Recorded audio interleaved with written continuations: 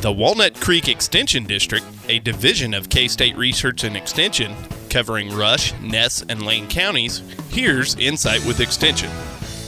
Though trees are a vital part of our landscapes, there are situations where volunteer trees need to be controlled. This is often a case of the wrong plant in the wrong place. If the tree is a desirable species, you may want to consider transplanting in the spring. If it is not, active control measures would be in order. Most trees resprout after cutting, though some don't. Cutting those that don't resprout is an effective control method. For example, eastern red cedar is a very common species that will not resprout after cutting. Common trees in our area that do resprout include Siberian elm, hackberry, Osage orange or hedgeball, oak, and cottonwood. These trees will either need to be dug out or the cut stump treated with herbicide after cutting. Keep in mind that when we say volunteer trees, we mean those that come from seed rather than suckers that come from the roots of an existing tree. Using herbicides on suckers will damage and very possibly kill the original tree. It is also possible for larger trees of the same species to be root grafted. Even though root grafted trees are not suckers,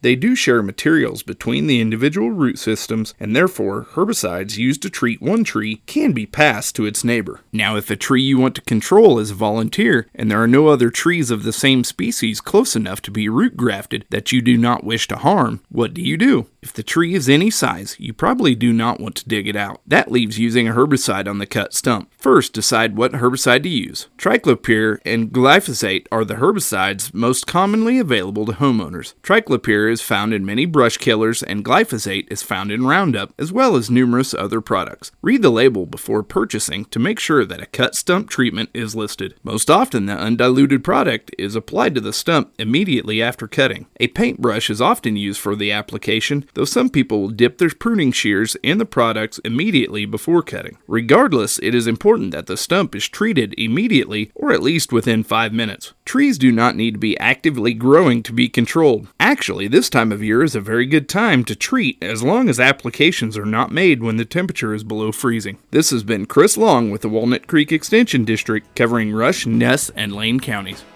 Insight with Extension on My Country 93.5.